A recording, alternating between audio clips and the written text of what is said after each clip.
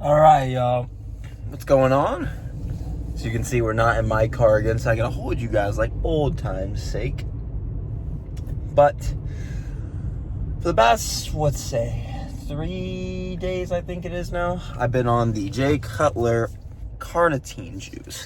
And it tastes like buns. Like, it's like a really strong flavor. But actually, it's my second day, not my third. But yesterday's workout, I was hot. Basically, it just helps you sweat more, so you burn more calories. It's like, I think it gives you better pumps too. Not exactly sure, but I mean, I'm trying to get as lean as I can for summer and everything.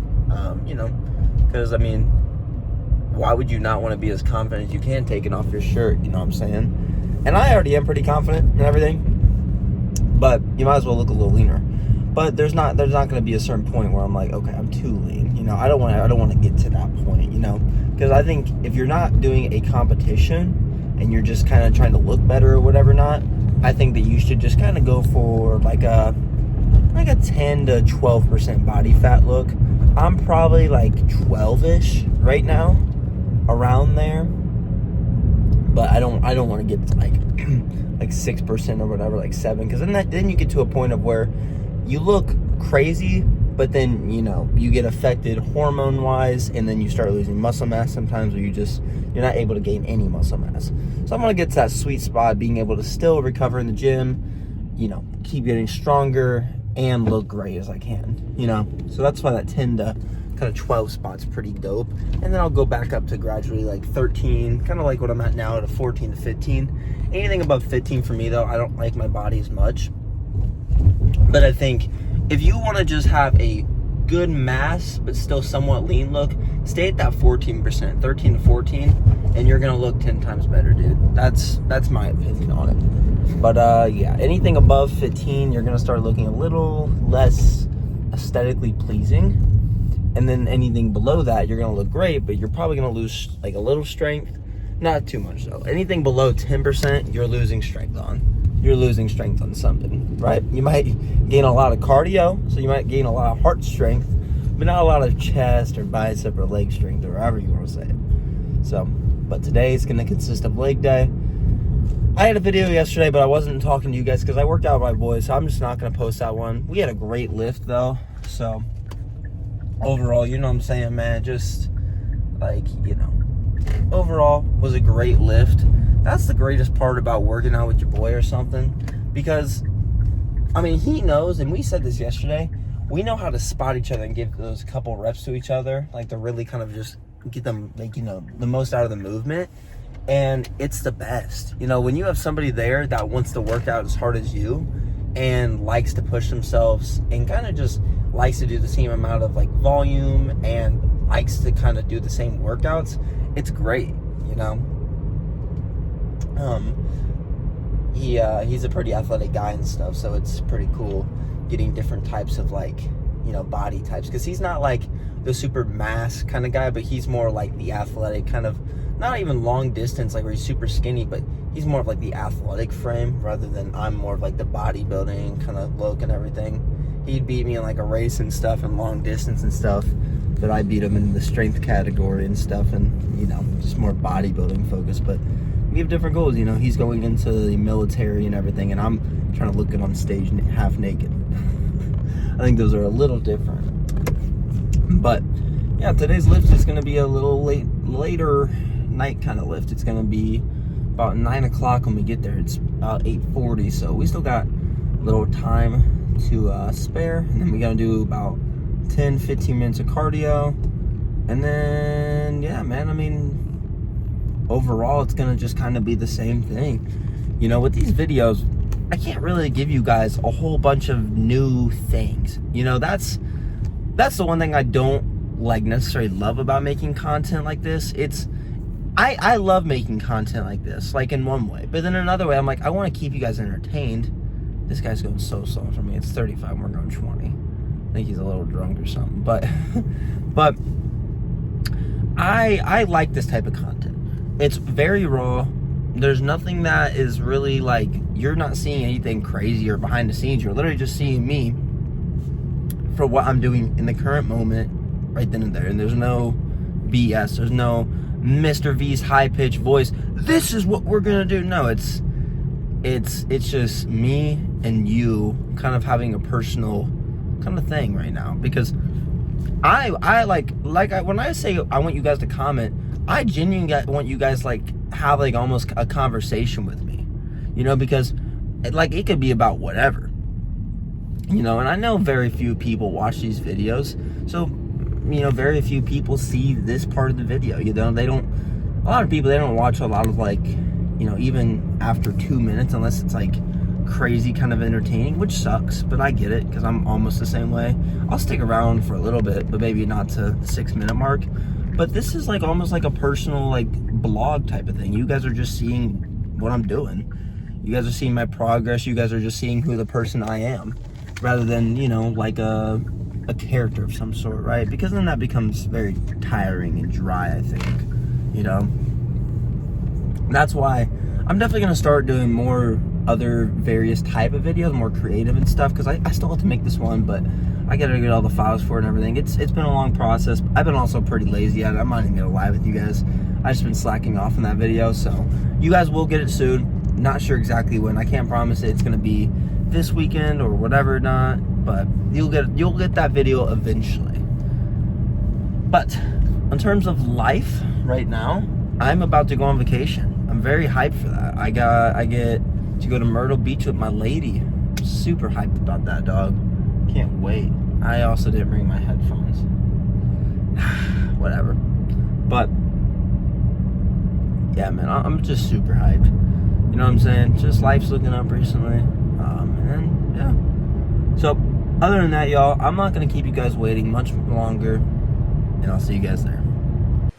Alright, so the first thing we have today is a leg press, and my legs are a lot wider than usual because I want to focus on the inside part of my legs, which is called the adductors, but we're really just going to be focusing on getting a deep stretch and going as far down as we can possible, training heavy, but I will say this is definitely harder than doing it closer, just because you're going to get a deeper stretch on this. So make sure you go a little lighter than usual, as I did not here, but train around the 5 to 8 rep range, and we're going to do one set of this variation today, and then we're going to move on to the next leg press variation, which you see after this.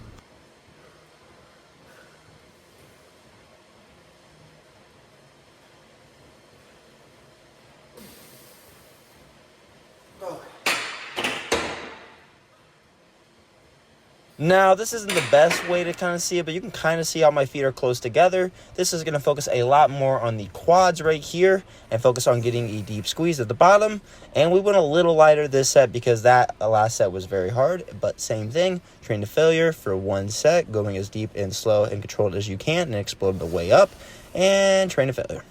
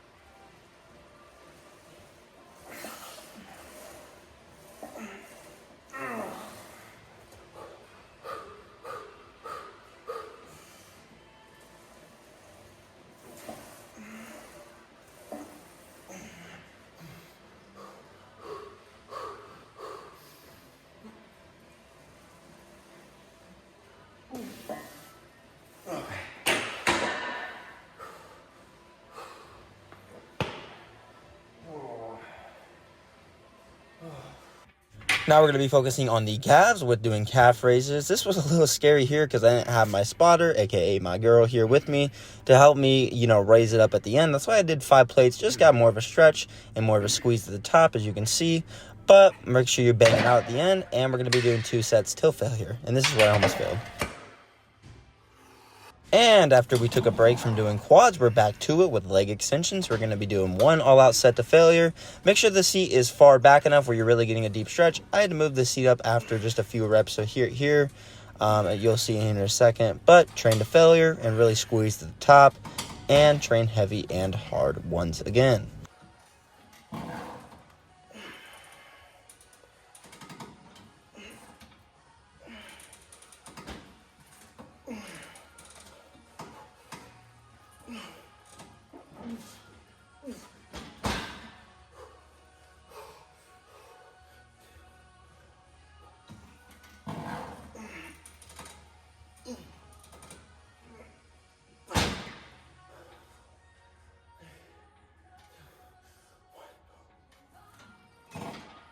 Okay. And now for our last move on camera, because I didn't show you guys abs or my lower back, but we're going to just be training hamstrings, and we're going to be training heavy and hard, training around the 5 to 8 rep range once again as per usual, doing one all-out set till failure, and that's really much it.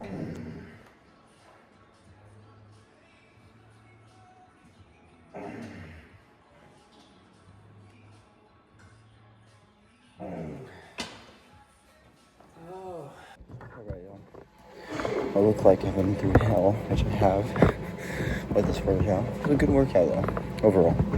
Can't complain about it. Now we have just a little 15 minutes of cardio.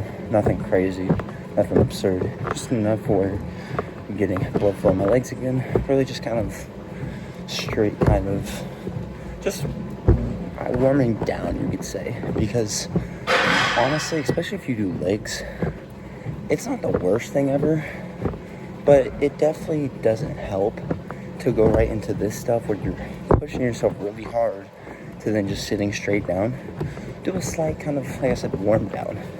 Not a warm up, warm down, because essentially a warm up is going to be like, okay, it's like this, but instead it's really just in the beginning where you're just getting your body like all lubricated now. And this is stuff to kind of really just help your body get more blood flow in the areas. And just kind of, instead of just sitting straight down where you're going to be kind of like you're super tight all of a sudden, you're going to be more loose afterwards. So after a leg day, get on the incline treadmill. I'm on 8.5 incline and 2.3 speed right now. And I was doing it for like 30 minutes, 25, 35, 40. And now I'm going to do it for 15 because I want to slow down like the weight loss thing. Because I'm 190 right now, and then I'm feeling pretty lean, and I don't want to get any, less weight than that right now. So just enough where I'm still doing my cardio. Like I said, just do 15 minutes, 10 to 15 minimum. That's what I kind of say. Depends on, how, much body fat you are. I'd say 30 if you're above like that, that 13% body fat, because 30 minutes you can relatively kind of stay at a good body fat percentage. Like you can stay at that kind of 15 to 14 to 13% up, unless you're like really like if you're over 20, 30 minutes is going to take you down pretty good if you do it consistently. But for someone like me who's in the probably like 12, 11%, 13% range, it's hard to tell body fat percentages. Like I'm not in single digits just yet, and I don't want to be in there. Maybe 9 at most, but well, I don't really know when I'm going to be at 9 because, like I've said, probably I think it was a week ago, a little less than that actually, like 3 days ago actually. I think it was I forget, but everyone's body fat percentages look different on them, like especially men and women. Right? But from talking from a man's point of view, I could be 9% and this other dude could be 9%. But my 9% looks quote unquote better because maybe it's distributed in my abs better, and maybe his arms are leaner but my abs pop out way more. Because when people think about body fat percentage, I mean obviously veins, but a lot of them think of maybe abs and how defined they are. But you can have defined abs on bulking, right? A lot of that comes from gear, right? I'm not all out of it, but, that helps. But, if you're a natural guy, like myself, it's very important to train abs. You know, you could do them on compound lifts, but train them individually. Like today, I just did 3 sets of a ab crunch, and I don't go super heavy. I don't go light either, but I do 160 pounds out of a 200-pound stack, and I really just get that really good squeeze. And then I would like to really emphasize going up, and then, you know, you get a really good stretch, really good squeeze. It's awesome. But yeah, man, just train hard and heavy. You're gonna gain results that way, right? Because if you're not doing one thing, you're more likely not gonna get the other, right? So, I mean, I've always preached this, and I can't preach it enough, man. It's just like I said, really, training hard, intense, and heavy. That's really it. Because if you're training, I mean, there's a time and a place where, you know, training lighter, right?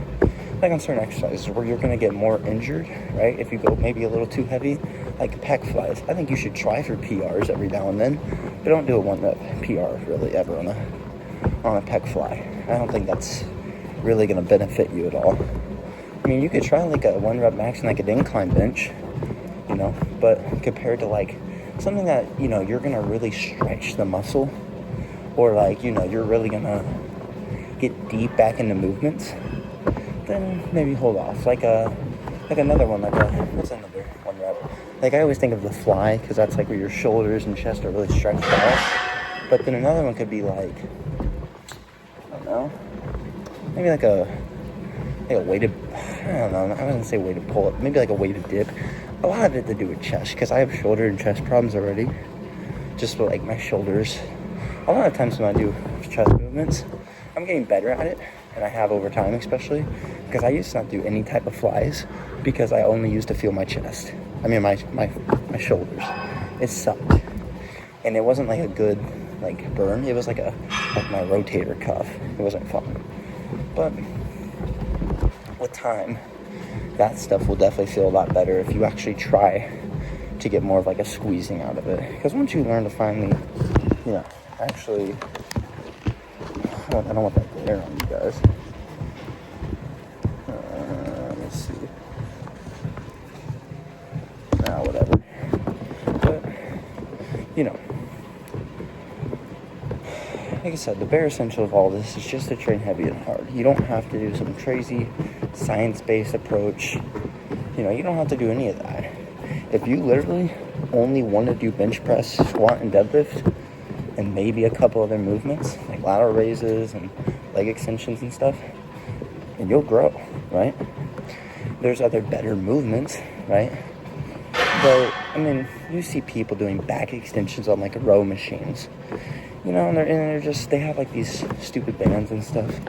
In my opinion, you're just kind of stressing yourself out thinking about doing movements rather than actually doing the movement, you know?